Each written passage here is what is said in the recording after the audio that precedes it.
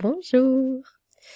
Les personnes non vaccinées du Covid-19 sont plus susceptibles de provoquer des accidents de la route. Ouais. Donc ça c'est un article en fait qui a été traduit de l'anglais. Il y a un article en français qui en parle. J'ai choisi l'autre article parce qu'il est plus précis et on comprend un peu mieux ce qui se passe. Mais voilà, les personnes non vaccinées plus susceptibles de provoquer des accidents de la circulation selon une étude. Je vous mettrai aussi le lien de celui-ci. Mais je vais lire celui-là.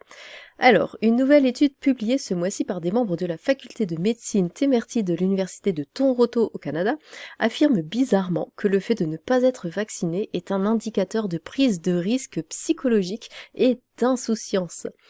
Les auteurs Donald A. Redelmeyer, MD, Jonathan Wang, soutiennent que les données concernant les accidents de la circulation dans lesquels une ou plusieurs personnes sont admises à l'hôpital pour des blessures montrent une corrélation entre le statut vaccinal et les épaves de voitures. Les auteurs, donc voilà, vaccinez-vous si vous ne voulez pas mourir. Je ne sais pas quel genre de communauté j'ai par rapport au vaccin Covid. Je prends beaucoup de risques, oui. Les auteurs de l'étude sont tous membres de la faculté Temerty de l'université ou de Toronto de Sunnybrook Health Science Center. Cette faculté et section de l'université a été financée par une subvention de 250 millions de dollars de James C. Temerty. Qui est James C. Temerty? Il est membre, entre autres, du conseil consultatif de l'Atlantic Council, un groupe de réflexion mondialiste de Washington DC avec bon nombre de mêmes objectifs idéologiques, promus par le Forum économique mondial. Ça, je pense que vous en avez déjà entendu parler. Souvent invité à prendre la parole lors des événements machin, et nul autre que Klaus Schwab a été le tout premier récipiendaire du Global Citizen Award de l'Atlantic Council il y a plusieurs années. Vous savez, ce Klaus Schwab, le fameux mais il ne faut pas avoir peur ». Alors, si vous pouvez acheter les gens qui dirigent les collèges, acheter les gens en costume et acheter les gens en blouse de laboratoire, alors vous pouvez posséder le récit et contrôler les 90% de personnes qui se contentent de s'en remettre aux experts sans faire leurs recherches. La fondation Temerty a clairement un niveau élevé d'influence sur l'université de Toronto et son aile médicale, et James Temerty est membre du conseil consultatif d'une institution mondialiste qui a soutenu de manière agressive le récit de Pfizer sur les mandats Covid et la vaccination. Toute étude basée sur le Covid financée par les membres du Conseil de l'Atlantique doit être immédiatement traitée comme suspecte.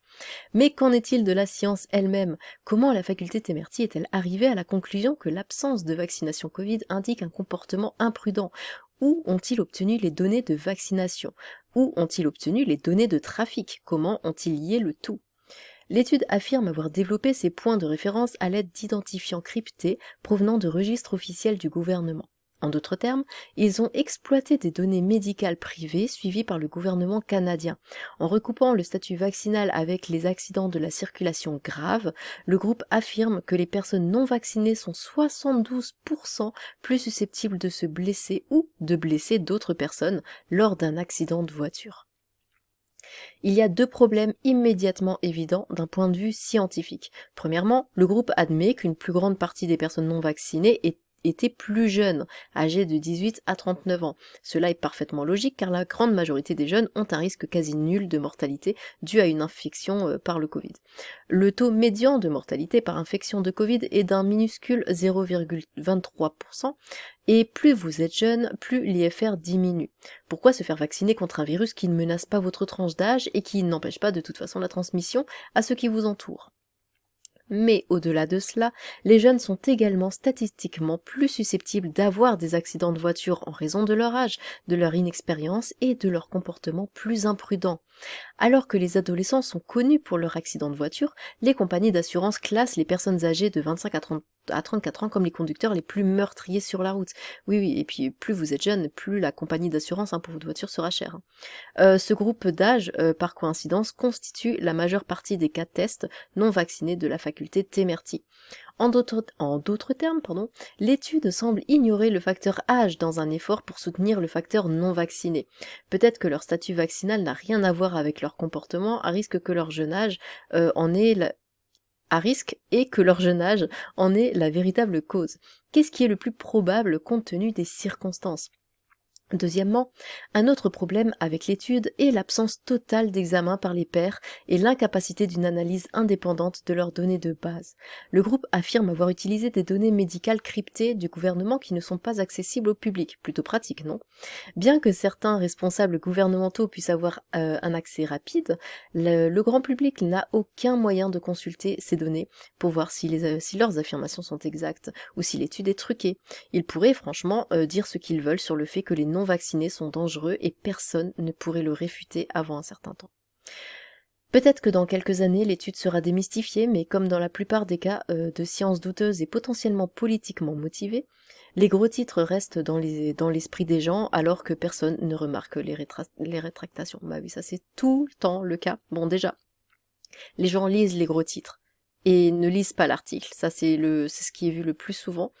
Mais aussi, évidemment, quand c'est une nouvelle négative, péjorative ou quoi, c'est ce qui reste le plus longtemps dans l'esprit des gens, parce que on a beau dire quelque chose qui est faux, mais qui est impactant, ça va rester plus longtemps qu'après qu'on dit ah non finalement voici la vérité et en fait c'est nettement moins pire, bah ça les gens ne sont pas intéressés, ne lisent pas, ne le gardent pas en tête. Où en étais-je ? Mais quel serait le motif d'exagérer ce genre d'études autre que d'essayer de faire mal paraître les non-vaccinés ? Envisager la possibilité d'une assurance comme effet de levier. La plupart des gens sont tenus par la loi d'avoir une assurance d'un type ou d'un autre, y compris une assurance automobile, et les primes qu'ils doivent payer sont basées sur la détermination du risque par une entreprise ou un gouvernement. Imaginez si vos primes d'assurance dans tous les domaines montaient en flèche parce que vous n'êtes pas vacciné et que vous êtes considéré comme à haut risque, c'est probablement le but premier d'études comme celle de ton auto. Punir les non-vaccinés en institutionnalisant le statut vaccinal dans toutes les facettes de la vie, y compris l'assurance automobile, l'assurance maladie, l'assurance vie, l'assurance habitation, l'assurance entreprise, etc. Un autre point de levier serait le crédit. De nombreux prêts bancaires sont également basés sur le concept de faible risque, mais si vous n'êtes pas vacciné et étiqueté à haut risque dans la vie et dans les finances, vous pourriez être rejeté pour un accès futur au fonds. Et ça, ce serait vraiment terrible. La stratégie de base est la suivante. Utiliser des coûts élevés pour forcer les non-vaccinés à se conformer et réduire lentement le public. Ces gens n'abandonneront pas facilement, et puisque la voie directe de la tyrannie médicale a échoué, ils ont décidé d'utiliser la chicanerie indirecte pour obtenir ce qu'ils veulent. Alors, ce n'est pas du tout une vidéo pro anti-vaccin ou quoi, parce que je suis moi-même vaccinée, hein, ça. Donc voilà, mais c'est un petit démon hein, qui m'avait envoyé ça, et j'ai trouvé ça très intéressant. Voilà, quand on regarde un peu plus que les gros titres, hein, que les gens non vaccinés provoquent des accidents, on se demande qu'est-ce que c'est, et finalement c'est très intéressant de creuser et de voir de comprendre le pourquoi du comment. Donc voilà, c'était juste une petite vidéo comme ça, un petit peu légère. Ou pas, tout dépend comment vous voyez le vaccin. Mais bon. Bah dites-moi ce que vous en pensez. Sur ce,